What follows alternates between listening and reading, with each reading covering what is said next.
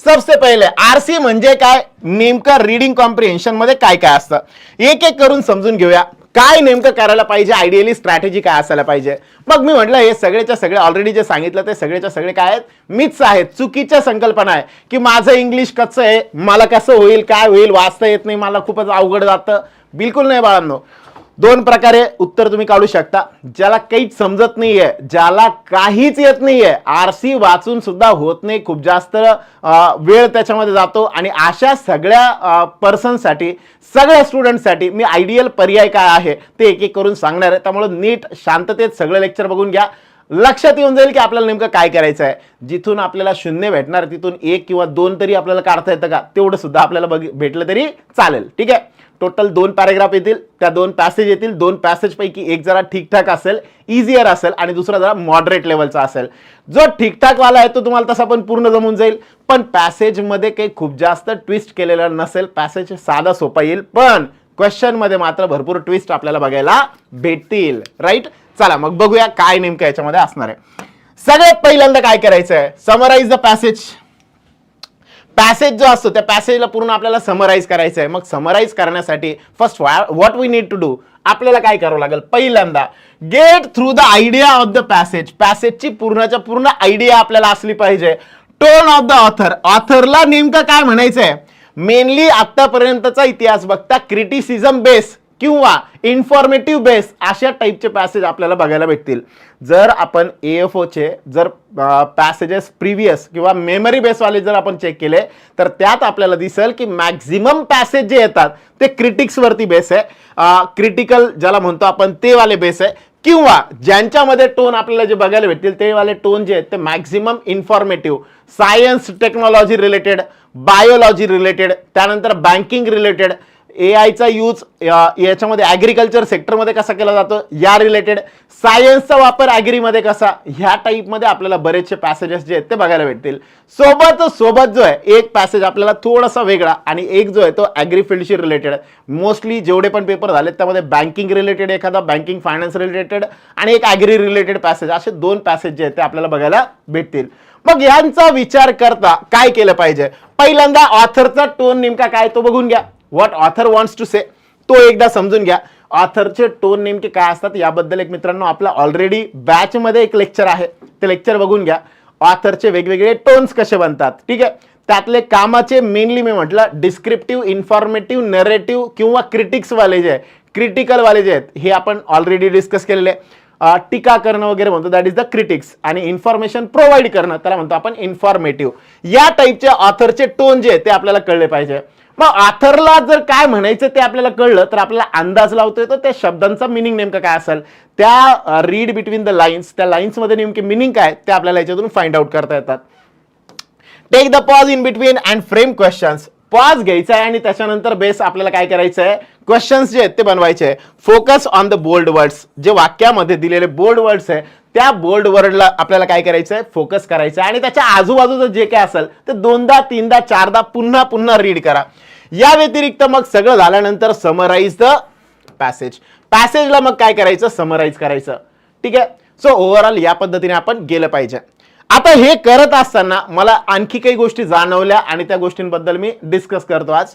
पहिली गोष्ट, गाईडलीच्या काही जण टेस्ट देत आहे, बरोबर. मग या गाईडलीच्या टेस्ट देत असताना जर मी म्हणलं समजा बेसिकली होतं काय, त्यात मी बघितलं आरसी ज्या वेळेस आहेत, काही लोकांचे आरसी जे आहेत त्या आरसीला मिनिमम वेळ दिलेला आहे तो किती आहे, 10 मिनिटं. 10 ते 12 मिनिटांचा वेळ जो आहे तो पॅसेजला दिला गेलेला आहे. ठीक आहे. 10 ते 12 मिनिटांपेक्षा जास्त विचार करा. मग 10 ते 12 मिनिटं एका पॅसेजसाठी जर दिले तर उरलेला पॅसेज कधी करायचा आणि बाकीच्या गोष्टी कधी करायच्या, कळतंय. आणि म्हणून यानुसार आपल्याला आयडियल टाइम जो असला पाहिजे तो 7 ते 8 मिनिटांचा टाइम असला पाहिजे मॅक्स एका आरसी साठी, पॅसेजसाठी. आणि तो कधी द्यायचा, एकदम स्टार्टिंगला आरसी घ्या, एकदम चुकीचं. आरसी हा शक्यतो दोन्ही पण आरसी हे डायरेक्टली स्किप केले पाहिजे आणि सगळ्यात शेवटी ठेवले पाहिजे. नेमकं कसं सॉल्व्ह करायचंय, कशा पद्धतीने जायचंय याच्यासाठी आपण 5 पेपर घेतलेले आहेत बाळांनो. 5ही पेपर त्याचा अनालिसिस बघून घ्या. त्या सगळ्यांमध्ये तुम्हाला जाणवेल प्रत्येक टेस्ट झाल्यानंतर त्याच्यामध्ये मी पहिल्यांदा जो आरसी आहे तो स्किप करत होतो आणि मग पुढे जात होतो. याबद्दलचा आयडियली कसा सॉल्व्ह करायचा आहे त्याचा एक पेपर, त्याचा युट्यूबवरती पण एक व्हिडिओ आहे ज्यावरती एक गाईडलीची टेस्ट देऊन दाखवलेली आहे, ती पण एकदा बघून घ्या. तुम्हाला एक अंदाज येईल पेपर एक्झॅक्टली कसं सॉल्व्ह करायचा असतो. ठीक आहे, स्ट्रॅटेजीसाठी तुम्हाला त्याच्यातून खूप सारे हिंट भेटून जातील. पुढे गेलो आपण, मग साधारण पॅसेजसाठी 7 ते 8 मिनिटं दिले पाहिजे. जर जर जर आणि पॅसेज तुम्हाला वाटतंय समजा जर मला तेवढ्या वेळामध्ये तेवढा पॅसेज जो आहे तो मला कळणार आहे, मला समजतोय, मग अशा केसमध्ये त्याला वेळ दिला पाहिजे. 2 पद्धतीने गेलं पाहिजे. एक म्हणजे पॅसेज सगळ्यात शेवटी ठेवा. पॅसेज जो आहे तो कधी ठेवा, सगळ्यात शेवटी. आणि या पॅसेजच्या अगोदर पॅराजंबल नावाचा क्वेश्चन जो आहे तो घेऊन टाका. जर समजा पॅराजंबल तुम्हाला सेंटेन्स रिअरेंजमेंट वाले असतील, जरा इझी लेवलचे वाटतील, मग अशा केसमध्ये तुम्ही सुरुवातीला केले तरी चालतील, काही प्रॉब्लेम नाही आहे. पण जर एकच दिलेला आहे, 5 सेंटेन्सेस आहे, 6 सेंटेन्स आहे आणि थोडीशी डिफिकल्टी जास्त वाटते, अशा केसमध्ये त्याला सगळ्यात शेवटी ठेवून टाका. कारण तिथे तुम्हाला वेळ तुमचा जो आहे तो भरपूर जाण्याचे चान्सेस बनता. आणि म्हणून अशा केसमध्ये पण रिस्क घेणं जे आहे ते चुकीचं असेल. म्हणून तिथं आपण काय केलं पाहिजे, अशा केसमध्ये सुद्धा पॅराजंबलला जे आहे तो कमीत कमी वेळ देऊन मॅक्झिमम वेळ जो आहे तो मिसलेनियस वाले किंवा शॉर्ट छोटे छोटे क्वेश्चन जे आहे त्यांना जास्तीत जास्त वेळ देणं जे आहे ते कंपल्सरी आहे. मग यानंतर सगळ्यात शेवटी यायचं पॅसेजकडे. मग वेळ किती उरला त्यावरती डिपेंड असेल. वेळ किती उरला त्यावरती डिपेंड असेल की तुम्ही पॅसेजला कसं डील करायचं आहे. मी जनरली काय करायचंय ते सांगतो, आणि while we are in rush, आपल्याला खूप कमी वेळ उरलाय, मग त्यावेळेस काय करायचं, अशा दोन्ही स्ट्रॅटेजीज मी सांगतो. पहिल्यांदा मी जनरली काय करायला पाहिजे ते, जेव्हा जेव्हा तुम्ही एखादा पॅसेज रीड करताय, सवय लावून टाका जे पण तुम्ही रीड करताय त्याला समराईज करण्याची. त्याला काय करायचंय, समराईज करून टाकायचंय जे पण तुम्ही रीड करताय. कन्सेप्ट बिल्डरची तुम्ही स्टोरी रीड केली, कन्सेप्ट बिल्डर वाचलं आणि वाचल्यानंतर त्या स्टोरीला जे ते शॉर्टमध्ये समरीच्या फॉर्ममध्ये सांगून टाका किंवा लिहून काढा, जेणेकरून तुम्हाला त्याची प्रॅक्टिसची आहे ती बऱ्यापैकी चांगली होऊन जाईल.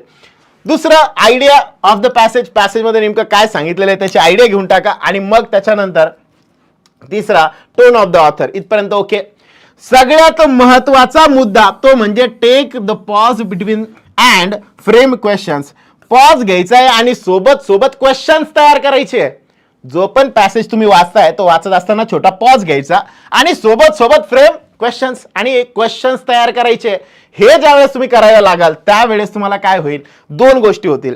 जेवढे तुम्ही वाचत चाललेले त्याला तुम्ही पुन्हा पुन्हा आठवणार, बरोबर, आणि आठवल्यानंतर त्याच्यावर जेव्हा क्वेश्चन बनतोय त्यावेळेस पूर्ण जेवढं रीड केलेलं आहे त्याला तुम्ही पुन्हा एकदा रिमाइंड करणार. म्हणून काय होऊन जाईल, त्याला रिथिंक मुळे जे आहे 2 गोष्टी होतील. तुमचं ओपिनियन पण त्याच्यातून तयार होईल आणि ऑथरचं ओपिनियन पण तुम्हाला कळेल. जसं की लास्ट इयरमध्ये 15 जवळपास क्वेश्चन होते, त्या क्वेश्चनमध्ये जवळपास 5 ते 6 क्वेश्चन हे इन्फरन्स बेस म्हणजेच ओपिनियन बेस होते, जे की फाइंड आउट करणं गरजेचं होतं. तुम्ही पूर्णच्या पूर्ण पॅसेज वाचला आणि तुम्ही तुमच्या वेळेने जर विचार केला नाही तर त्याचा बेनिफिट आपल्याला काही होणार नाही, वाचून सुद्धा काही फायदा होणार नाही. आणि म्हणून कारण काय असतं, क्वेश्चन मध्ये ट्विस्ट केलेले इन्फरन्स बेस्ड क्वेश्चन विचारलेले. मग अशा वेळेस काय करायला पाहिजे, अशा वेळेस तुम्हाला तुमची बुद्धी वापरावी लागेल, दोघांना रिलेट करावं लागेल. अशा वेळेस दी बेस्ट ऑप्शन असतं इलिमिनेशन मेथड. ऑप्शनला इलिमिनेट करत चला एक एक करून. हे कसं इम्प्लिमेंट करायचं मी वाक्यांमध्ये किंवा पॅसेजमध्ये सांगेल. Focus on the bold words. जेवढे जेवढे बोल्ड करून दिलेले वर्ड्स आहे, बोल्ड करून दिलेले असतील, इटालिक असतील, त्यांच्यावरती आपलं विशेष करून लक्ष असलं पाहिजे. त्यांच्या आजूबाजूचं थोडंसं 2दा 3दा म्हणा आपण रीड केलं पाहिजे, सो दॅट जे सांगितलेलं आहे त्यात मेन बॉडी जी असते ती त्यामध्ये कन्सिडर केलेली असते. तो आपल्याला मेनली तो कन्सर्न जो आहे तो तिथे मिळतो. वोकॅब फाइंड करण्यासाठी पण मदत होते आणि सोबत सोबत उत्तर जे आन्सर्स जे असतात ते फाइंड करताना पण त्याची मदत जास्त होते. ओके, मग आता एक आयडियली आपण एक पॅसेज घेऊ. हा पॅसेज जर असा इंटरेस्टिंग आहे. द फर्स्ट थिंग इज, पहिले काय करायचं आहे, सगळ्यात पहिल्यांदा पॅसेज इथं दिलेला आहे. हा पॅसेज मित्रांनो आपल्याला रीड करायचा आहे. एकदा रीड करून झाला की छोटा पॉज घ्यायचा आहे. मग मी आयडियली कसं रीड करायचं ते सांगेल. सर स्किमिंग करायचं का किंवा अजून काही ते बाकी नंतर डिटेल नंतर बोलतो. सध्या आपल्याला फक्त रीड करायचं आहे. ठीक आहे, एकदा वेळ देतो तेवढ्या वेळात रीड करून घ्या, मग आपण पूर्ण पुढे डिस्कस करूया. Read fast.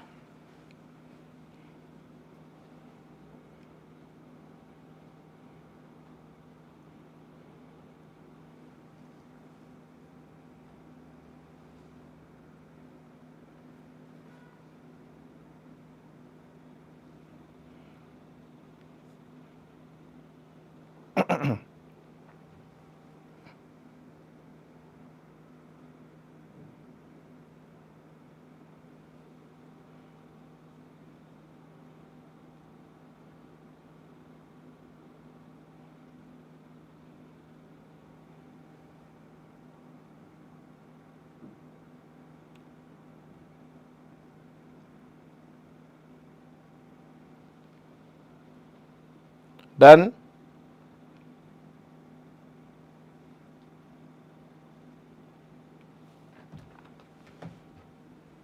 Pranil HMD done. ठीक आहे, गुड. डन.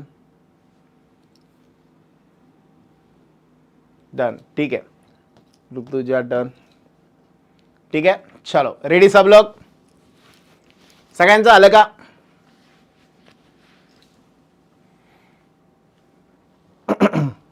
बरं, काय वाटलं पॅसेज वाचल्या काय वाटलं? पॅसेज सोपा आहे? अरे सोपा आहे का नाही आहे? गिरिजाचं पण झालं, तुषारचं पण झालं, पवनचं पण झालंय. ठीक आहे, गुड. डन. दीपाली, बंटी, ॲग्रिकॉस, बाळा. चलो डन. सोपं आहे, इट इज व्हेरी सोपं, एकदम करेक्ट आहे, एकदम सोपं होतं. मग पॅसेज पण असंच केलं जातं, आपल्याला पॅसेज एकदम सोपा दिला जाईल. पण क्वेश्चन ज्यावेळेस येतील त्यावेळेस आपण याला डिटेलमध्ये बघू. मग आता बऱ्याचदा काय होतं, ही घाई करायची नाही. मी आधी पण सांगितलं, तुम्ही पहिल्या 2-3 लाईन वाचल्या, पूर्ण पॅरेग्राफ वाचलं, त्या पॅरेग्राफच्या प्रेमात पडलात आणि मग तुम्ही ठरवलं की नाही आरसीच पहिले सॉल्व्ह करून टाकायचा, एकदम सोपं आहे. बिलकुल करायचं नाही, आरसी पहिले घ्यायचा नाही. कारण मी आधी सांगितलं, हा एक ट्रॅप आहे. आपल्याला क्वेश्चन इतके सोपे दिलेले असतील असं वाटतं कारण पॅसेज इतका सोपा आहे. बिलकुल नाही. पॅसेज जर इझी करून दिला तर मग त्या केसमध्ये क्वेश्चन्स खूप जास्त अवघड करून दिलेले असतात. म्हणून थोडीशी काळजी घ्यायची आणि इथं शक्यतो त्या ट्रॅपला बळी पडायचं नाही. अशा केसमध्ये छोटे क्वेश्चन्स पहिले करून घ्या आणि मग आरसी कडे जा. मग आरसी सॉल्व्ह करत असताना काय करायचं, आता आपण आरसी बद्दल डिस्कस करूया. मग मी पहिल्यांदा वाचताना तुम्ही जे वाचलं सेम त्याच पद्धतीने वाचतो. मी स्किमिंग वगैरे करत नाहीये, मी रेग्युलर जसं आपलं वाचायचं असतं ते वाचतो. Artificial intelligence is revolutionizing agriculture by enhancing productivity. Artificial intelligence is revolutionize म्हणजे काय, रेव्होल्यूशन बनवतंय. कशामध्ये रेव्होल्यूशन आणतंय, क्रांती आणतंय ऍग्रिकल्चर मध्ये. By enhancing means increasing, adding. काय इन्क्रीज केलं जात आहे, प्रोडक्टिव्हिटी. रिड्युसिंग एन्व्हायरमेंटल इम्पॅक्ट, आणि रिड्यूस केलं जात आहे कुणाला, एन्व्हायरमेंटल इम्पॅक्टला. अँड ऑप्टिमाइज म्हणजे प्रॉपर युसेज, जिथल्या तिथे आणि जेवढा पाहिजे तेवढं यूज करणं, that is the optimum use.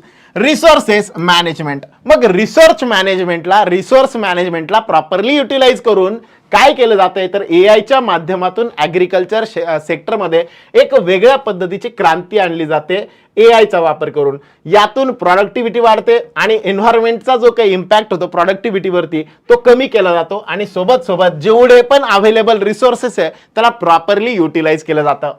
AI applications in agriculture primarily focus on crop management, soil monitoring. मग जर मी म्हटलं समजा AI applications काय करतात, फोकस करतात क्रॉप मॅनेजमेंट वरती, सॉइल मॉनिटरिंग वरती, pest control and weather forecast, आणि या 4 गोष्टींवरती ते काम करतात.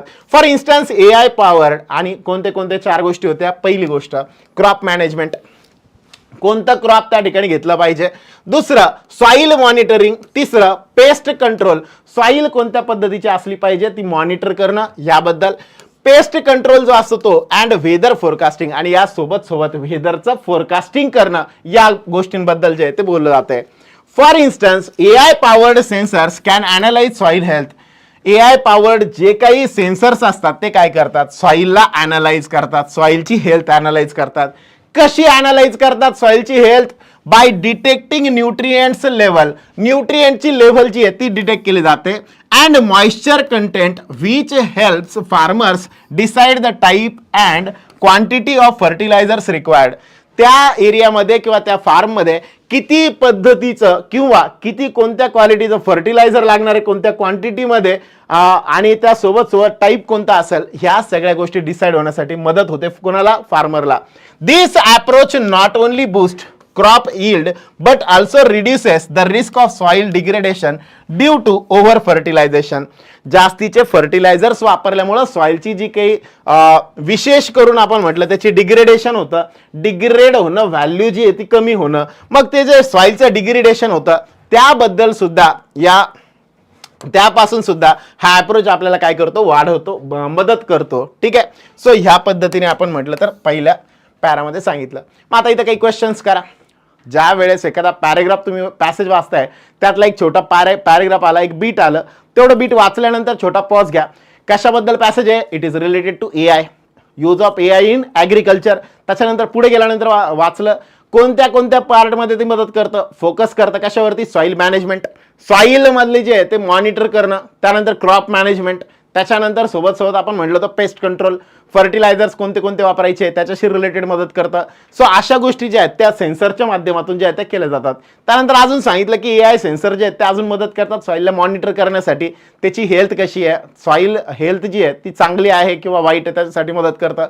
त्याबद्दल एक क्वेश्चन विचारा. नंतर म्हणा अजून कोणता? फर्टिलायझेशन, ओव्हर फर्टिलायझेशनमुळे काय होतं? सॉईल डिग्रेड होते. ठीक आहे, अशा सगळ्या ज्या आहे एन्हान्स करतं प्रोडक्टिव्हिटीला.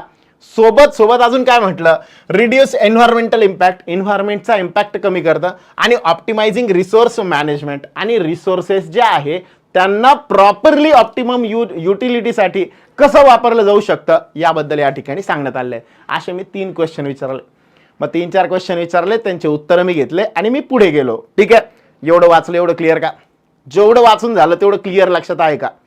याला म्हणतो आपण रिथिंक करणं. ठीक आहे, मला सांगा आता यावरनच मला ऑथरचा टोन जो आहे तो आयडेंटिफाय करता येतो. ऑथर काय म्हणतोय? चांगलं म्हणतोय का वाईट म्हणतोय? पटकन सांगा, ऑथर काय म्हणतोय?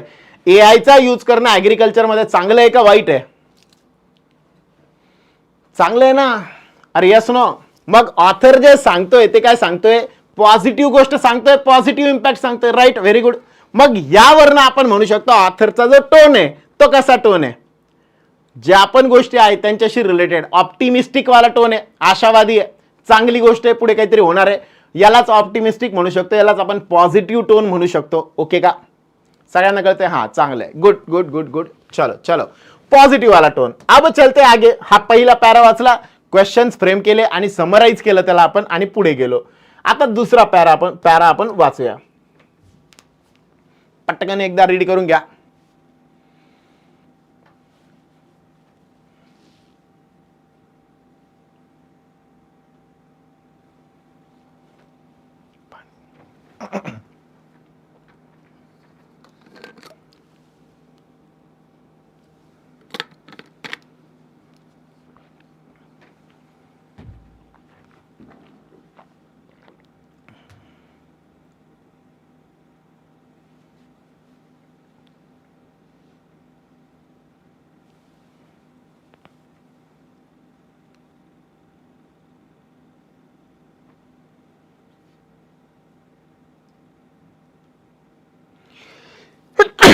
सॉरी.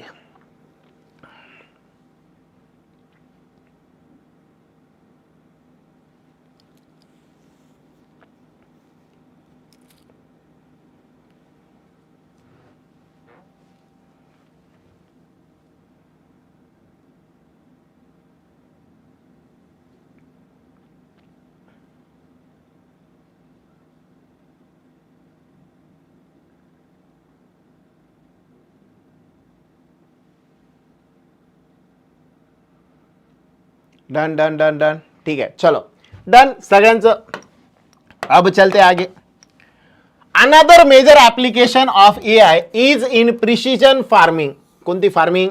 Precision farming. ठीक आहे, मग फार्मिंगचा एक टाईप म्हटलं तर कोणता? प्रिसिजन वाला फार्मिंग. ठीक आहे, मग प्रिसिजन फार्मिंग म्हणजे काय? ऍडव्हान्स टेक्नॉलॉजी वगैरे वापरलं जाते. त्याला पुढे इथे सांगितलंय, where advance algorithms and satellite imagery are used to monitor crop growth and assess crop health in real time. म्हणजे काय केलं जातं?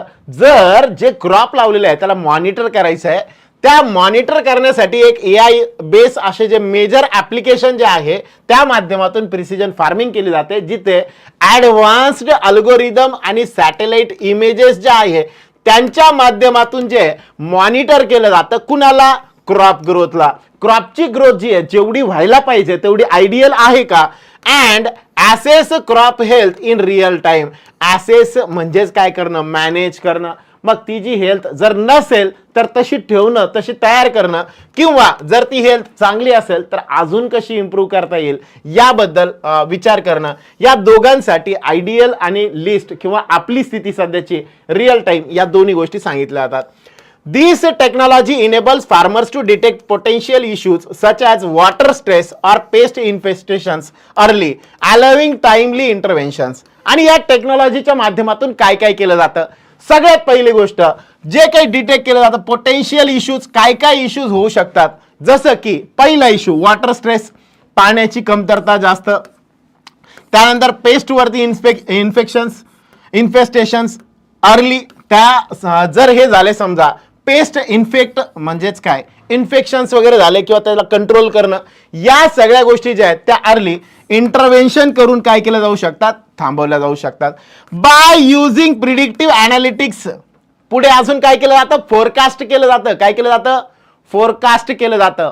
मग फोरकास्ट करून काय केलं जातं, AI can forecast weather patterns, वेदरचे पॅटर्न्स जे त्याला फोरकास्ट करतं, enabling farmers to plan planting and harvesting periods more effectively. आणि या माध्यमातून जे पण फार्मर्स आहे त्यांना प्लांट करायला, त्याच्यासाठी जी प्लॅनिंग करायला आणि हार्वेस्ट आहे याच्यासाठीचा टाइम नेमका कोणता इफेक्टिव्ह असला पाहिजे हे ठरवण्यासाठी, thereby minimising the risk posed by unpredictable weather. Weather इतकं अनप्रिडिक्टेबल आहे, मग त्या केसमध्ये पॅटर्न्स काय असले पाहिजे, जे पण क्रॉप लावलं पाहिजे त्याला मॉनिटर कसं केलं पाहिजे आणि कोणत्या पद्धतीच्या क्रॉपला प्रेफर केलं पाहिजे, ॲटमॉस्फिअर त्याला कसं दिलं पाहिजे, या सगळ्या गोष्टी फार्मरला ज्या डिसाईड करायच्या आहे त्यासाठी विशेष करून जे ती मदत कोणाकडनं होती, अनदर एआय ऍप्लिकेशन कडनं. एवढं क्लिअर का, एवढं क्लिअर का सगळ्यांना? कॉन्टॅक्ट नंबर आहे ना ऑलरेडी बाळा, टेलिग्रामला आहे, परत सांगून देतो 7580 ठीक आहे. क्लिअर सगळ्यांना? ओव्हरऑल जर मी म्हटलं याच्यात मी काय करतो, काही क्वेश्चन सांगतो, लाईक जसं की अनदर मेजर ऍप्लिकेशन जे आहे ते नेमकं काय करतंय, त्या ऍप्लिकेशनच्या माध्यमातून काय केलं जातंय, आयडियल आणि रिअल टाइम मध्ये आपला असलेला क्रॉप यांना मॉनिटर केलं जातंय. सोबत तुम्ही याच्यामध्ये पेस्ट किंवा बाकीच्या रिलेटेड त्याला इन्फेक्शन झाले नाही झाले या सगळ्यांना आयडियली अर्ली ते होण्याच्या अगोदर तुम्ही फोरकास्ट करू शकता. आणि पर्याय जे आहे precaution is better than cure, आणि म्हणून त्याच्या अगोदरच तुम्ही काळजी घेऊ शकता. या पद्धतीने जर मी म्हटलं समजा ते इथं सांगण्यात आलेलं आहे, मग ते काय काय करतं, हार्वेस्ट कधी करायला पाहिजे, त्याचे आयडियल टाइम काय, फार्मरला कशा पद्धतीने प्लॅनिंग करता येऊ शकतं, या सगळ्यांमध्ये मदत जी आहे ती या पद्धतीने केली जाऊ शकते. ओके का? तिसरा थर्ड वाला पॅरा रीडो पटपट.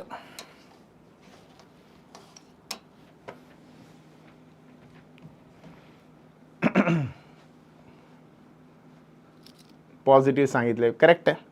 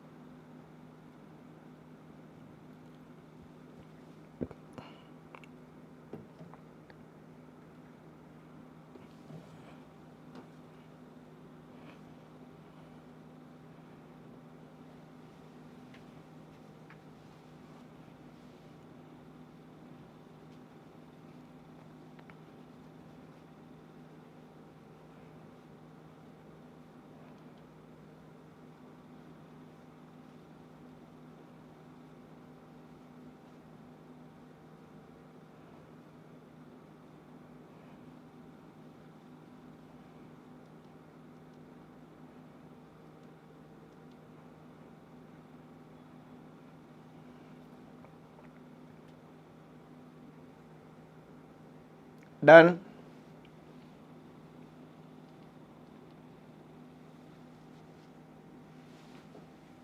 डन, चलो ठीक है, रेडी सब लोग? हाँ चला डन. पुढे जाऊ. AI driven machinery is also transforming labor intensive task मग लेबर इंटेन्सिव्ह टास्क जे आहेत, इंटेन्सिव्ह म्हणजेच लेबरला उद्देशून तयार करण्यात आलेले, म्हणजे काय, ज्याचा फोकस जो आहे तो कशावरती आहे, लेबरवरती आहे. मग ट्रान्सफॉर्मिंग लेबर इंटेन्सिव्ह ओरिएंटेड ज्याला म्हणू शकतो आपण असे. मग labour oriented task, robots and drones equipped with AI capabilities are now capable of tasks such as planting seeds, spraying pesticides, and even harvesting crops, making agriculture more efficient and reducing dependency on manual labor. पण generally जर आपण बघितलं तर सध्या बऱ्याच लोकांचा, बऱ्याच ठिकाणचा प्रॉब्लेम जो येतो फार्मिंग मध्ये, आपण विशेष करून बघतो लेबर चांगलं भेटत नाहीये, लेबर नाहीये, त्यामुळे काम होत नाहीये आणि शेतीमधलं उत्पन्न कमी राहत आहे. मग अशा केसमध्ये एआय जो आहे, म्हणजे हे मी पॅसेजच्या पॉईंट ऑफ व्ह्यूने सांगतोय फक्त. मग इथे जे म्हटलं जात आहे, एआय ड्रिव्हन ज्या मशिनरी आहे त्या ट्रान्सफॉर्म करताय लेबर ओरिएंटेड टास्कला. म्हणजे जे काम पहिले लेबर करत होतं ते टास्क आता कोण करू शकतं, एआय चालवणारी मशिनरी, जी चालवणार एआय त्या टेक्नॉलॉजीच्या माध्यमातून. जसं की robots and drones equip with AI capabilities R now capable of task such as planting seeds. मग काय काय काम करू शकते एआय मशिनरी, एक म्हणजे प्लांटिंग सीड्स, दुसरं म्हणजे स्प्रेइंग पेस्टिसाइड्स, आणि इव्हन हार्वेस्टिंग ऑफ क्रॉप्स, क्रॉपला हार्वेस्ट करण्याचं पण काम करू शकतं. Making agriculture more efficient and reducing dependency on manual labour. आणि मॅन्युअल लेबरवरचा जो वर्क आहे, तो लोड आहे, तो कमी करू शकतं. पुढे additionally these machines work with high precision, high technology सोबत ते काम करतील. Reducing the usage of water, fertilisers and pesticides, which in turn minimises the environmental impact, ज्यामधून एन्व्हायरमेंटल इम्पॅक्ट जो आहे तो काय होऊन जाईल, कमी होऊन जाईल. ओके का, अरे ओके का. काय काय मग याच्यामध्ये मशीन्स कुणाला रिप्लेस करू शकतात, जे पण लेबर ओरिएंटेड आहे त्यांना रिप्लेस केलं जाऊ शकतं.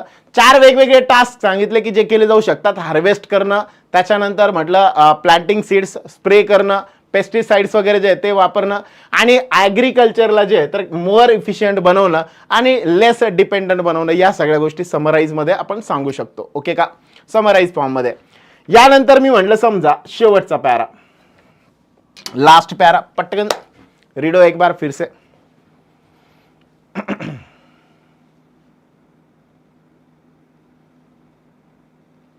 एवढे छोटे पॅसेज आले तर खूप भारी होईल.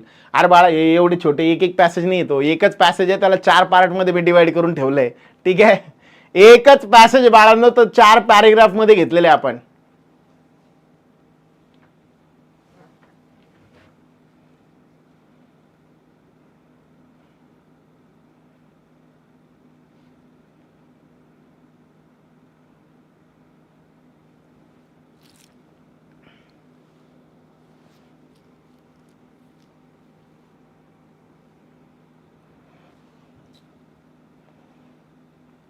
पॅसेज सोपा वाटतोय, पुढे तुम्हाला क्वेश्चन आल्यावर थोडंसं बरं वाटेल. मग आहे सोपेच क्वेश्चन पण तसे.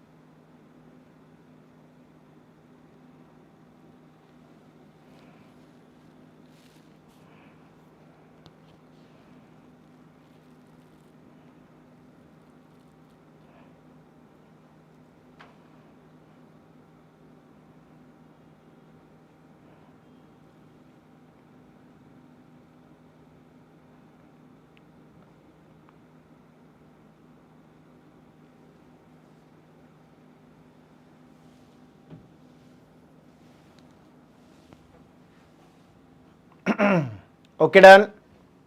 ॲक्च्युअल रीड करताना पण असंच केलं तर जास्त इझी होईल. एकदम करेक्ट आहे मित्रांनो.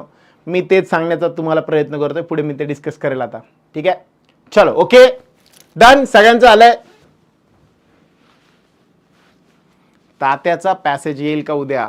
नाही रे बाबा, तात्याचा पॅसेज अजून नाही, मला नाही वाटत काही येण्याची शक्यता आहे. ठीक आहे, चलो ऑल ओके. एकदा बघू. Hello hello hello hello, okay का सगळं? हा okay, done done done done done, okay चलो डन. सो नेक्स्ट, हा पूर्णचा पूर्ण एक पॅसेज आहे, त्याला मी काय केलेलं आहे, स्प्लिट करून ठेवलं 4 वेगवेगळ्या पार्टमध्ये जे त्याला डिवाइड केलंय. ओके ओके चलो चलो डन. पहिलं, moreover AI powered market places connect farmers. AI powered जे मार्केट प्लेसेस आहेत ते काय करतील, फार्मर्सला कनेक्ट करून ठेवतील डिरेक्टली विथ बायर्सच्या सोबत, enabling transparent pricing and reducing reliance on intermediary. आणि जे पण रिलायन्स होतं, रिलायन्स मीन्स डिपेंडन्सी, मग या माध्यमातून एआय पॉवर्डचे जे काही मार्केट प्लेस असेल जे कनेक्ट करतील, कुणाला कनेक्ट करतील, फार्मर्सला डायरेक्टली, कुणाशी, बायर्स सोबत, enabling transparent pricing and reducing reliance on intermediary. आणि मध्यस्थी करणारे जे लोक असतील त्यांच्यापासून वाचवतील फार्मर्सला, ज्या बायर्स आणि फार्मर्सला. This allows farmers to obtain fair prices for their produce and reduces the instances of post-harvest losses. एकदा पीक काढल्यानंतर जो काही लॉस होतो तो लॉस होऊ नये यासाठी एआय पॉवर्ड जे काही मार्केट प्लेस असतील ते आपल्याला मदत करतील. कारण काय होणार, बायर पण ऑनलाईन अवेलेबल आहे आणि जो सेल करणार आहे तो पण ऑनलाईन अवेलेबल आहे. जो बेस्ट प्राइस देईल त्या प्राइसला तो माल जो आहे तो विकला जाईल. या पद्धतीने जर मी म्हटलं, समजा चांगल्या प्राइसेस सुद्धा मिळतील आणि सोबत सोबत जे पण पोस्ट हार्वेस्ट लॉसेस होतात त्याच्या केसेस सुद्धा, घटना सुद्धा काय होऊन जातील, कमी होतील. As AI technologies continue to evolve, जसं की एआय टेक्नॉलॉजी ही कंटिन्यू इव्हॉल्व होत चाललेली आहे. एव्होल्युशन आणि रेव्होल्युशन असे दोन शब्द, इव्हॉल्व होत जाणं, ग्रॅज्युअल बट कन्सिस्टंट चेंज, आणि रेव्होल्युशन जो शॉर्ट टर्म असतो, अचानक आलेला बदल, त्याला म्हटलं जातं revolution. The agriculture sector is expected to become more रिझायलंट.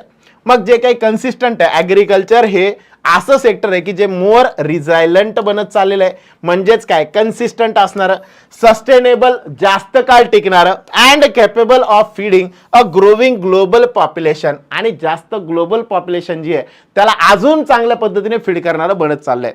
Passage एक नंबर होता. काय काय वाचलं, 4 कप्पे, 4 पार्ट जे आहेत बघा. ज्यावेळेस तुम्ही पॅसेज येतोय त्या पॅसेजला आपण काय करतो, पूर्णचा पूर्ण पॅसेज जो आहे तो एक कन्सिडर करतो. ही आपली पहिली चूक. आणि आपण काय करतो, पहिल्यांदा वाचत सुरुवात केली की शेवटपर्यंत आपण जातो, पहिल्यापासून शेवटपर्यंत जाईपर्यंत आपण पॉज घेत नाही. यामुळं आपण जे वाचलेलं आहे, पहिले जेवढं वाचलं होतं सगळं विसरून जातो, डायरेक्ट शेवटचा पॅरा आपल्याला जो आहे तो आठवतो. I am right? सगळ्यांना कळतंय का? बऱ्याचदा असं होतं की जे आपण वाचतोय, पहिला पॅसेज वाचत वाचत आलो, शेवटपर्यंत आलो, शेवटपर्यंत येईपर्यंत पहिले सगळं वाचलेलं निघून गेलं. याला स्प्लिट करा, छोट्या छोट्या पार्टमध्ये, तुकड्यांमध्ये याला डिवाइड करून टाका. एकदा ते तुम्ही डिवाइड करून टाकले की मग ऑटोमॅटिकली काय होणार आहे, तुम्हाला एक्झॅक्टली कशावर फोकस करायचं आहे, क्वेश्चन विचारला त्यानुसार आपल्याला लक्षात येईल की नेमकं काय. मग यानुसार जर पॉज घेऊन वाचला तर खरंच इझी जाईल. एकदम करेक्ट आहे, लक्षात आलं. मग पहिला मुद्दा सगळ्यांना क्लिअर. दुसरा मुद्दा, ज्या वेळेस पॅसेज येतोय एकदम सुरुवातीला घ्यायचा कधीच नाही घ्यायचा, सगळ्यात शेवटी टाकून द्यायचा आहे. सर माझा पॅसेज खूप हँड आहे, मला दरवेळेस पॅसेजमध्ये आउट ऑफ मार्क मिळतात, मग अशा केसमध्ये तुम्ही ती रिस्क घेऊ शकता, चॉईस तुमची आहे, ठीक आहे. पण मी म्हणाल, जर समजा आयडियली काय असलं पाहिजे तर माझ्या मते पॅसेज जो आहे तो सगळ्यात शेवटी घेतलेला थोडंसं चांगलं राहील. का? त्याचं कारण मी आधी पण सांगितलं ना, आता पण सांगतो. शक्यतो काय होतं, पॅसेजमध्ये वाचत जाताना गुंता वाढत जातो, क्वेश्चन बघितल्यावर अजून जास्त फरक पडतो. चला तर बघूया मग आता क्वेश्चन्स. इतका जेवढा पॅसेज झाला, पॅसेजचा पूर्ण आयडिया आपल्याला कळली. ऑप्टिमिस्टिक टोन होता ऑथरचा, पॉझिटिव्ह पद्धतीने ऑथर जे आहे ते बोलत होते, ठीक आहे. स्टार्टिंगला कुठले क्वेश्चन घ्यायचे बाळा, आपलं एक टेस्ट दिलेली तेवढी एकदा बघून घ्या, त्याच्यात लक्षात येईल. छोटे छोटे क्वेश्चन लाईक एरर वाले, वर्ड स्वॅप वाले, वर्ड युसेज वाले, ते छोटे छोटे क्वेश्चन जे आहेत ते पहिले घेऊन टाका, ठीक आहे. चलो आता इथं आले आपले क्वेश्चन्स. क्वेश्चन्सचे फॉर्मॅट बघून घ्या. पहिल्यांदा क्वेश्चनचे पहिले फॉर्मॅट बघून घ्या, कशा टाईपचे क्वेश्चन आहे. मी म्हणलं ना, टेस्ट जी तयार होती ती तयार होत असताना जसे वापरले होते सेम त्याच टाईपचा पॅटर्न जो आहे ते इकडे फॉलो केला गेलेला आहे. मी याला ABCDE असे सोपे करून पण देऊ शकलो असतो, पण सोप्याची प्रॅक्टिस तर झालेलीच आहे. थोडीशी अशी प्रॅक्टिस केली म्हणजे अजून जास्त इझीवाला तर ते तसंही सगळ्यांना जमणार आहे. काय म्हटलेलं आहे, how effective do you think AI powered sensors are in addressing soil health issues. एकदम सोपा क्वेश्चन आहे. सांगा काय येऊ शकतं. सॉइल हेल्थ इश्यूज जे आहेत ते आयडेंटिफाय करण्यामध्ये AI पॉवर्ड सेन्सर्स जे आहेत ते कशाचं काम करतात. पहिलं, हायली इफेक्टिव्ह ते कसे आहेत, हायली इफेक्टिव्ह आहे, हे आपलं इन्फरन्स काढायचं आपल्याला, ड्रॉ करायचं इन्फरन्स. मग highly effective as they analyse nutrient levels and moisture content. Moderately effective given the possible limitations in sensor accuracy. मग मॉडरेटली इफेक्टिव्ह तेवढं जास्त इफेक्टिव्ह नाही आहे, हे चालेल का बघा. आणि limited in effectiveness as a traditional methods might be more reliable. आता जे मी सांगतोय ते नीट समजून घ्या. हे म्हणजे डायरेक्टली ज्याला काहीच समजत नाही त्याला सुद्धा समजण्यासारखं आहे. एकदम सोप्या पद्धतीने नीट समजून घ्या. जेव्हा जेव्हा पॉझिटिव्ह किंवा ऑप्टिमिस्टिक वाला पॅसेज असतो, जेव्हा जेव्हा ऑथरचा टोन पॉझिटिव्ह असतो, ऑप्टिमिस्टिक वाला असतो, त्या वेळेस दिलेल्या ऑप्शन्स पैकी निगेटिव्ह वाले जे निगेटिव्ह इम्पॅक्ट करणार आहेत ते वाले ऑप्शन इलिमिनेट करून टाका, इलिमिनेट करून टाका. जे पण ऑप्शन असे असतील की जे फक्त आणि फक्त काय सांगताय, निगेटिव्ह सांगताय, त्यांना इलिमिनेट करून टाका. मग हे जास्त इफेक्टिव्ह आहे का कमी इफेक्टिव्ह? पॉझिटिव्ह म्हटलं म्हणजे जास्त इफेक्टिव्ह असायला पाहिजे, हे तर ओके. मॉडरेटली इफेक्टिव्ह म्हणजे सोसो ॲव्हरेज आहे, चालेल का? नाही. लिमिटेड इन इफेक्टिव्हनेस म्हणून हा पण चालेल का? नाही. मग बी पण कटला, सी पण कटला. करेक्ट ऑप्शन जो असेल तो फक्त आणि फक्त कोण असेल? ओनली ए. ओनली ए म्हणजेच कोणता ऑप्शन? First option. कोणता ऑप्शन? First option. ओके का? अरे ओके का? सबको समझ में आ रहा है? बघा वेळ लागला तरी चालेल, फक्त आपल्याला याच्या सोबत मला फक्त तुम्हाला क्वेश्चन पॅसेज सॉल्व्ह करून नाही द्यायचा आहे, मला याच्यासोबत स्ट्रॅटेजी पण सांगायची आहे. बघा मी ऑथरचा टोन मला कळला, त्या टोनवरनं मला एक अंदाज लागतोय की इथं निगेटिव्ह वाले वर्ड जे असतील त्या सगळ्या निगेटिव्ह वाल्या सेंटेन्सला काय करून टाकायचं? इलिमिनेट करून टाकायचं. निगेटिव्ह वाले ऑप्शन मध्ये येऊच शकत नाही. ओके, मग या पद्धतीने मी 2 गायब करून टाकले. आता गेलो मी पुढे, पुढचा क्वेश्चन वाचला. काय म्हटलेलं आहे? In your opinion is AI in agriculture more beneficial for large scale और स्मॉल स्केल फार्मर्स? नेमकं तुमच्या ओपिनियन नुसार AI in agriculture more beneficial कुणाला असणार आहे, लार्ज स्केलला की स्मॉल स्केलला? लार्ज स्केल फार्मर्सला जास्त इफेक्टिव्ह असेल की स्मॉल स्केल? आता मला सांगायचं, तुम्ही पॅसेजमध्ये जे वाचलेलं आहे त्याच्यावरती बेस तुम्हाला आन्सर करायचं आहे. तुमचं ओपिनियन आहे, it is not the opinion of the author.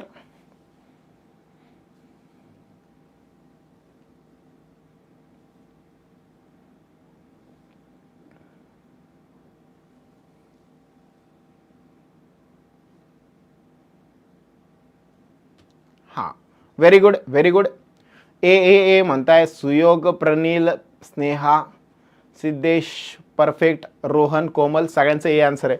Very good, एकदम करेक्ट आहे. काय केलं मी इथं? लार्ज स्केलला की स्मॉल स्केलला? मग इथं मला एक्झॅक्टली अशीच्या अशी लाईन क्ल्यू वाले वर्ड पॅसेजमध्ये भेटणार नाही. पॅसेजमध्ये असं मेन्शन केलेलं आहे का? बिलकुल नाही आहे. मग अशा वेळेस आन्सर जे डिसाईड केलं ते कशावरनं केलं बघा. मग इथं लॉजिक वाईज जायचंय, लॉजिकली जायचंय.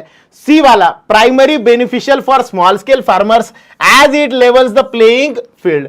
खेळण्याबद्दल काही बोललेलं आहे का? काहीच नाही. मग हा इररिलेव्हंट आहे, गायब करून टाका. Equally beneficial for the as AI applications are adaptable. ते ॲडॅप्ट केले जाऊ शकतात म्हणून सगळीकडे तेवढेच इफेक्टिव्ह असणार आहे. मला सांगा, शेत जमीन जर स्मॉल फार्मर असेल, 1 एकर जमीन आहे आणि त्याच्यात AI वगैरे वापरायचं, चालेल का?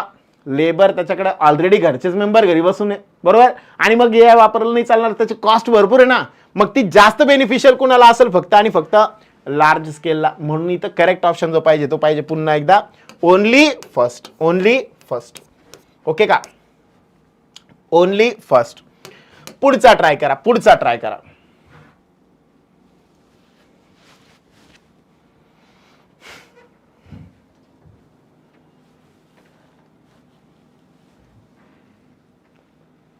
What impact do you believe AI driven machinery will have on traditional farming jobs?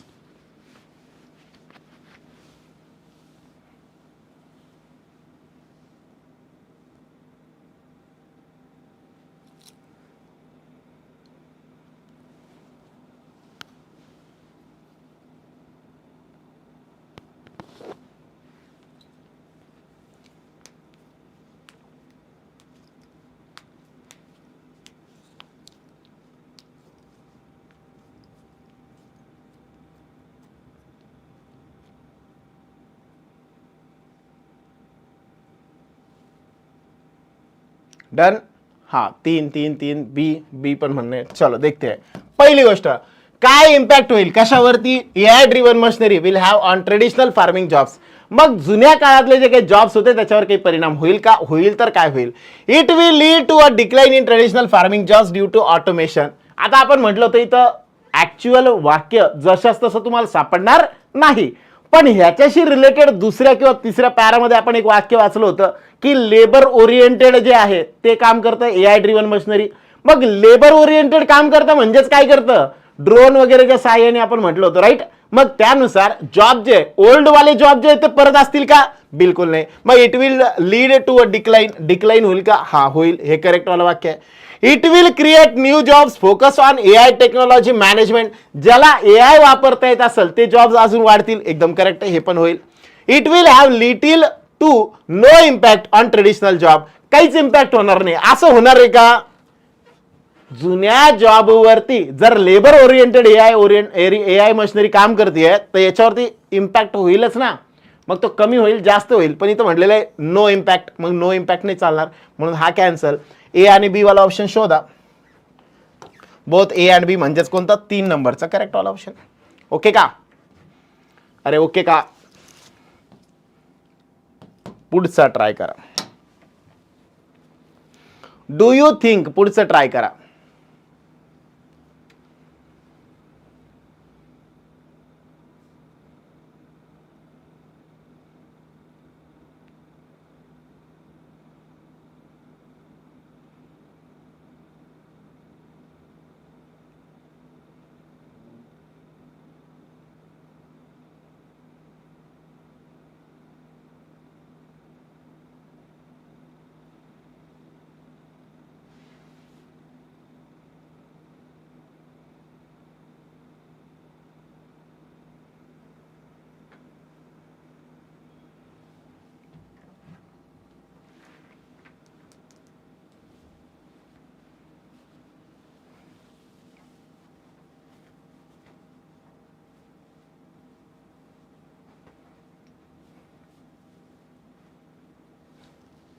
Done. हा 2 बी ए म्हणताय काही जण म्हणताय बी, काही जण म्हणताय सेकंड. चलो ठीक है, देखते हैं क्या है. क्वेश्चन पुन्हा एकदा रीड करू. Do you think AI's role in weather forecasting could effectively counteract climate change risk for farmers. फार्मर्सचे जे काही रिस्क आहे ती क्लायमेट चेंज बद्दल त्याला काउंटरॅक्ट करू शकते कोण, एआय वाली मशिनरी करू शकते का. मग करू शकते. याबद्दल वेदर फोरकास्टिंग वाला एक मुद्दा आला होता, बरोबर. क्लीवर्ड एकच आला होता आणि त्याच्यामध्ये सांगितलं होतं की एआय वेदर फोरकास्ट पण करू शकतं. मग याच्याशी रिलेटेड आपल्याला बाकी नाही काही समजलं तरी पण ऑप्टिमिस्टिक टोन होता. निगेटिव्ह वाले पहिले इलिमिनेट करून टाका, डिलीट करून टाका. मग कोण निगेटिव्ह वाला, सी. ओके का. मग कोण कॅन्सल केला, सी कॅन्सल केला. उरलं एक ऑप्शन, 2 ऑप्शन. आता इथं म्हटलेलं आहे do you think AI's role in weather forecasting could effective counteract climate change risk for farmers. मग त्या रिस्कला कमी करू शकेल का. मग याच्यात पहिलं ऑप्शन म्हटलं yes, as AI can accurately predict weather helping farmers plan ahead. करू शकतं. आणि दुसरं म्हटलंय partially though the accuracy may still depend on the external factors. मग हो, याच्यात पण हो म्हटलेलं आहे का नाही म्हटलेलं आहे. अरे होच म्हटलंय ना ओय बाळांनो. इथं पण हो म्हटलं, इथं पण हो म्हटलं, इथं नो म्हटलं. पहिल्या याच्यात म्हटलं की एआय ॲक्युरेटली प्रिडिक्ट करतं हेल्पिंग फार्मर्स प्लॅन, बरोबर. मग फार्मर्सला प्लॅन करता येतं त्यासाठी एकदम करेक्ट आहे. दुसरं म्हटलं पार्शियली, अर्ध मीन्स ॲव्हरेज, मॉडरेट, बरोबर. म्हणजे काही गोष्टी ज्या आहेत त्या कदाचित एआयच्या माध्यमातून पण एक्सटर्नल फॅक्टर्सनुसार कमी जास्त होऊ शकतं. पण त्या केसमध्ये सुद्धा ॲक्युरेसी पण जी आहे ती थोडीफार व्हायबल होईल. पण तरी सुद्धा पार्शियली हे करेक्ट आहे, कारण फोरकास्टिंग तर केली जाते, ॲक्युरेट केली जाते किंवा ॲक्युरेट केली जात नाही असं काही मेन्शन केलेलं होतं का, नव्हतं केलेलं. आपल्याला मेन्शन काय केलं होतं, फोरकास्टिंग केली जाते एवढं सांगितलं होतं. ॲक्युरेट केली जाते किंवा ॲक्युरेट केली जात नाही याबद्दल एक शब्द सुद्धा आपल्याला मेन्शन केलेला नव्हतं. ओके का. आणि म्हणून कोण कोण यायला पाहिजे, ए पण यायला पाहिजे आणि बी पण यायला पाहिजे. मग ए आणि बी वाला ऑप्शन जो आहे that is called as third. A and B are correct. Okay का बाळांनो, समजतंय का, सबको समज में आ रहा है? कळतंय ना काय करायचंय? सिंपल लॉजिक जे आहे ते नीट समजून घ्या त्या पद्धतीने. I am trying to change, जी थिंकिंग आहे आपली तिला बदलायचं आहे आपल्याला, ठीक आहे. आणि त्यानुसार आपल्याला क्वेश्चनचे आन्सर करायचे. याचा तुम्हाला ऐन वेळेवर एक्झाम मध्ये खूप फायदा होईल. एक्झाम झाल्यानंतर तुम्ही फोन करून सांगणार की सर 1 नंबर मजा आली. या पद्धतीने याच अप्रोच नुसार जो आहे तो गेलो आपण, ठीक आहे. गुगली ताई येतो, हा थोडंसं गुगली पण पाहिजे ना. ते म्हणलं ना ट्विस्ट केलेलं असेल, कुठं क्वेश्चन मध्ये ट्विस्ट केलेलं असेल. In your views does the use of AI in agriculture align with sustainability goals? सांगा, येईल का?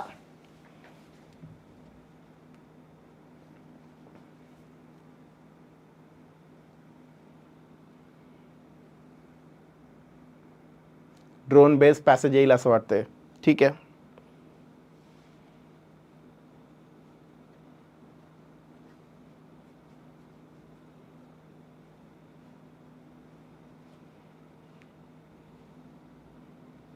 डन.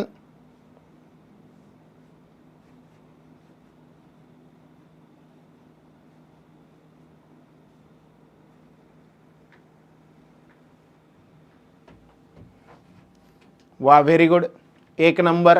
बऱ्याच जणांचे उत्तर आता करेक्ट यायला लागलेत. Good good good good good good. बर, काय अप्रोच होता सांगा? क्वेश्चन सॉल्व करण्याचा अप्रोच काय होता? सेम तसंच केलं जसं आपण विचार केला होता. In your views does the use of AI in agriculture align with sustainability goals? आता याच्यामध्ये सस्टेनेबिलिटी हा शेवटचा शब्द आला होता बघा, जे की लॉंग टर्म चालणार आहे, लॉंग लास्टिंग आहे, राईट. मग याच्यावरनं हा क्वेश्चन बनवलेला आहे. तुमचं मत काय? तुम्हाला काय वाटतंय? असं म्हटलेलं आहे, does the use of AI in agriculture align with sustainability goals? मग याच्यात नो वाला ऑप्शन डिलीट करा, यस पार्शियली दोन्ही पण चालतील. म्हणजे कोणतं ऑप्शन? थर्ड वाला. कळतंय का? अरे यस नो. निगेटिव्ह कॅन्सल केलं आणि उरलेलं आहे आपलं आन्सर. एकदम करेक्ट, 1 नंबर. लय हुशार झाले तुम्ही आता. कळतंय सगळ्यांना? अरे कळतंय का? ह्या टाईपचा जर पॅसेज आला तर मी म्हणाल पॅसेज फक्त एकदा रीड करून बघा, नेमका काय टोन वाटतोय. थोडाफार रीड केलं तुम्हाला अंदाज येईल आणि त्यानुसार तुम्हाला आन्सर काढायला सोपं जाईल. ओके. ऑप्टिमाइज म्हणजे नेमकं काय? ऑप्टिमाइज म्हणजे नेमकं काय?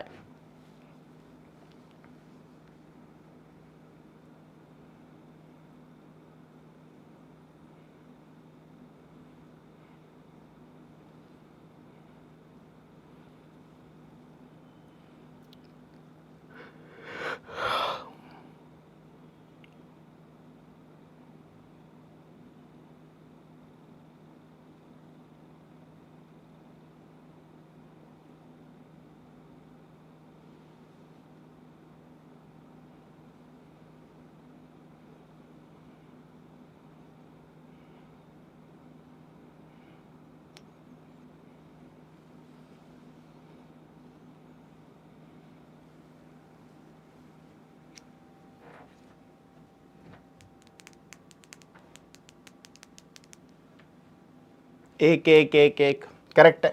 चलो अब चलते आगे. In the context of passage what does the optimize in line 2 most nearly mean? Adjust to improve efficiency, बरोबर. इन्क्रीज प्रॉफिटेबिलिटी, प्रॉफिटेबिलिटी बद्दल काही बोललेलं आहे का? काहीच नाही. आणि सस्टेनेबिलिटी हे पण नाही. मग करेक्ट ऑप्शन असेल फक्त आणि फक्त कोण? 1 नंबर. एकदम सोपं होतं हे, ठीक आहे. दुसरं, what does the term precision farming imply in the passage? Passage मध्ये सांगण्यात आलेलं प्रिसिजन फार्मिंग नेमकं काय आहे? काय होतं? The use farming techniques that focus on highly accurate resource application, the use of traditional tools for high crop yields, the ability to produce crops without human interventions. सांगा काय असायला पाहिजे?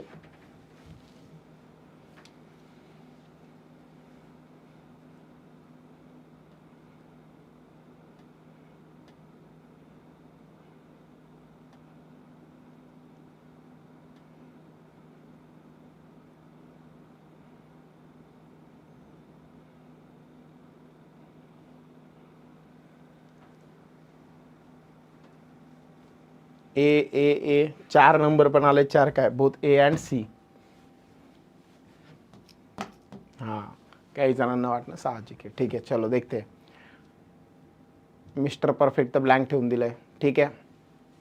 बरं, 4 म्हणणे, ए सी पण आहे, ठीक आहे. चला बघूया. रेडी सब लोग अभी? चला बघूया. हा एक ट्विस्ट वाला होता, हा पण एक ट्विस्ट वाला होता. चलो पहिलं काय म्हटलेलं आहे बघा. Farming techniques that focus on highly accurate resource application. रिसोर्सला प्रॉपरली अप्लाय कसं करायचंय त्याच्याबद्दल होतं. This is the correct one.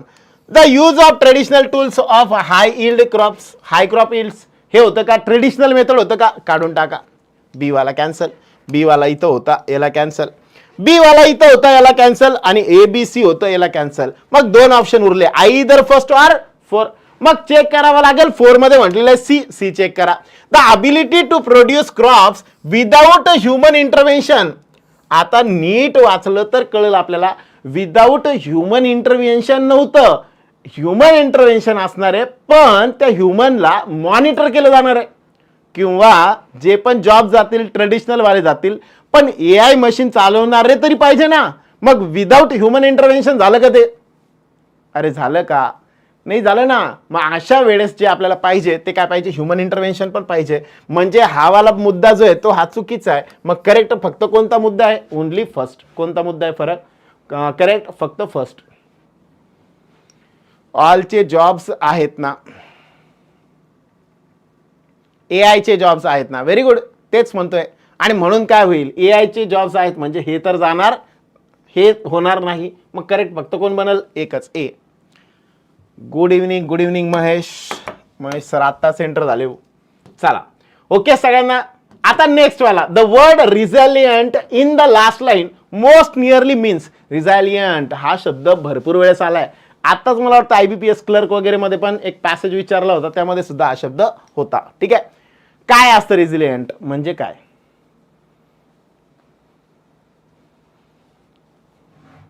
बापरे, बाळासाहेब शिंदे पण आलेत का? बरं बरं. चला गुड इव्हनिंग, गुड इव्हनिंग सगळ्यांना. चलो बोलो फास्ट. ए म्हणताय गणेश सिद्धेश. एक म्हणजे पुन्हा ए. सांगो जल्दी जल्दी.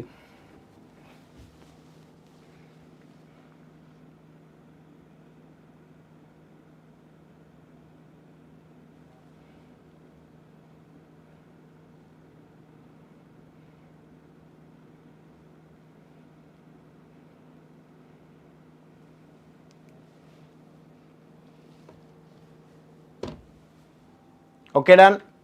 ए ए ए ए म्हणताय. चलो ठीक आहे बघूया. रिझिलियंट म्हणजे काय? रेजिस्टंट टू चेंज म्हणजे काय? ॲडमंट याला म्हटलं. आता याच्यासाठी एक शब्द आहे, दॅट इज कॉल्ड ॲज ॲडमंट, जो की रेजिस्ट करतो कशाला? चेंज व्हायला तयार नसतो, त्याला म्हणतात ॲडमंट. काय म्हणतात? ॲडमंट. ठीक आहे. दुसरा, कॅपेबल ऑफ ॲडॅप्टिंग अँड रिकव्हरिंग. एखादी गोष्ट जी आहे त्याच्यापासून ॲडॅप्ट करतो नवीन गोष्टीला आणि स्वतःला रिकव्हर करतो. स्वतःला काय करतो? रिकव्हर करतो. रेझिलियंट मीन्स लॉंग लास्टिंग किंवा सातत्याने एक गोष्ट करणारा. म्हणजे तो काय करतोय? पुन्हा पुन्हा काय करतोय? स्वतःला रिकव्हर करतोय. म्हणजे हे होऊ शकतं. डिपेंडंट ऑन एक्सटर्नल सपोर्ट हा रिझिलियंट बनत नाही. त्याच्यासाठी आपण रिलायंट किंवा असा शब्द जो आहे तो वापरला जातो. रिलायंट म्हणजे सपोर्टसाठी दुसऱ्यावरती डिपेंड असणारा. कळतंय? मग रिलाय ऑन, डिपेंड ऑन या अर्थाने आपण वापरतो. मग मी जर म्हटलं हा तर बनणार नाही, मग बनेल फक्त कोण? बी. Only B. म्हणजेच कोणतं option? Second option. Yes no clear का? बऱ्याच जणांचं आलं होतं सेकंड. ठीक आहे. In the passage labour intensive task refers to activities that are. कोणत्या activity?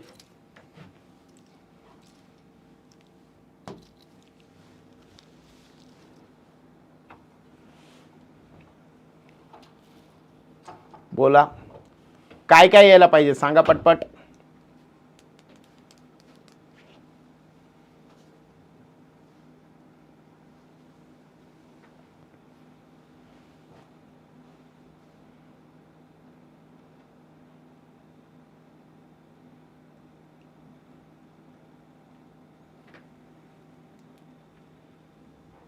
Okay. Third A, third A A A A. बर ठीक आहे. चलो डन.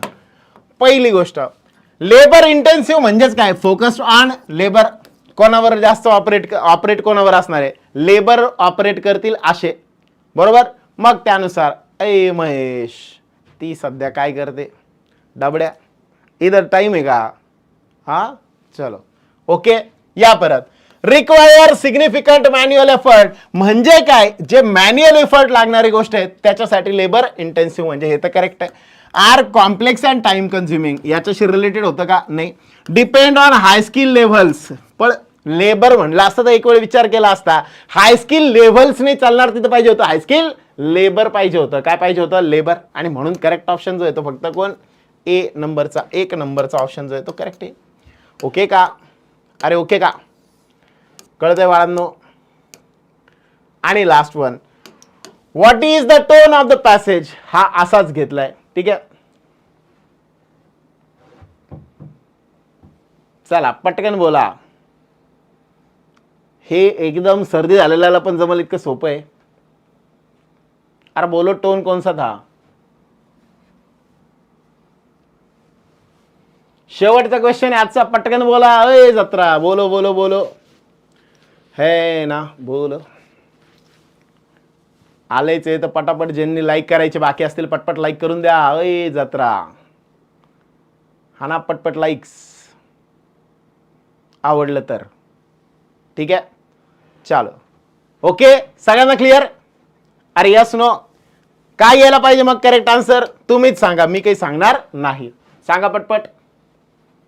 व्हेरी गुड, एकदम करेक्ट आहे. ऑप्टिमिस्टिक टोन जो होता तो कसा होता, ऑप्टिमिस्टिक. हा पण निगेटिव्ह आहे. काउशियस म्हणजे अवेअर असणं, एखाद्या गोष्टीबद्दल जास्त वरीड असणं. क्रिटिक्स होतं का याच्यात, काहीच नाही. आणि म्हणून करेक्ट ऑप्शन फक्त आणि फक्त कोण होता, ए होता. ओके का. सो ह्या पद्धतीने पॅसेजला आपण डील केलं पाहिजे. सगळ्यांना क्लिअर का, अरे क्लिअर का.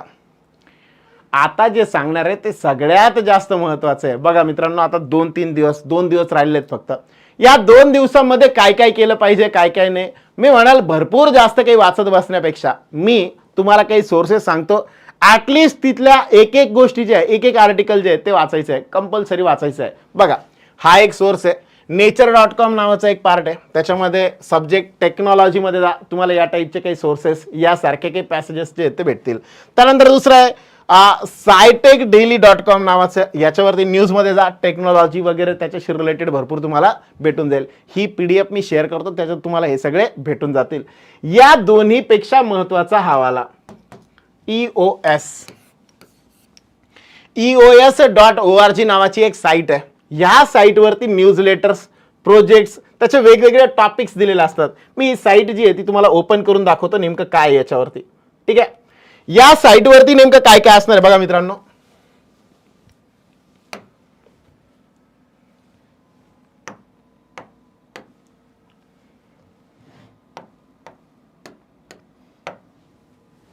आताचा आपला जो IBPS क्लरिकलला जो पॅसेज आला होता तो इथला होता. ठीक आहे, याच्यात जायचं बघा मित्रांनो, इथं जायचं टॉपिक्स वरती. इथे तुम्हाला टॉपिक्स दिसतील, opinions, education, careers, culture, health, ecosystem, space planet, oceans, earth science आणि क्लायमेट. याच्यामध्ये गेलं क्लायमेटमध्ये जा. क्लायमेटमध्ये गेलं एक पहिलं न्यूज लेटर जे असेल रिसेंटली पब्लिश झालेलं, यांना वाचण्याची सवय लावा. मग आता इथं charting a course to climate.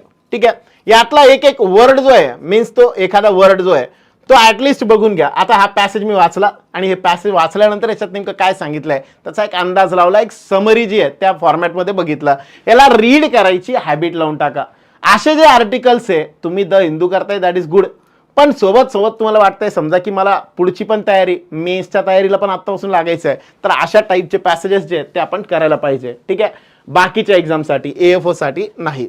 मग जर मी म्हटलं समजा AFO साठी आपल्याला एक्झामसाठी फक्त मी एवढं म्हणाल की इथे आपल्याला हे जे आहेत क्लायमेटशी रिलेटेड, त्यानंतर असे वेगवेगळे जे आहेत ते पार्ट इथं देण्यात आले, करिअर वगैरे रिलेटेड. त्यानंतर मी म्हटलं समजा health and ecosystem, culture related. आता वुमन एम्पॉवरमेंटचा एक पॅसेज आला होता तो इकडचा होता.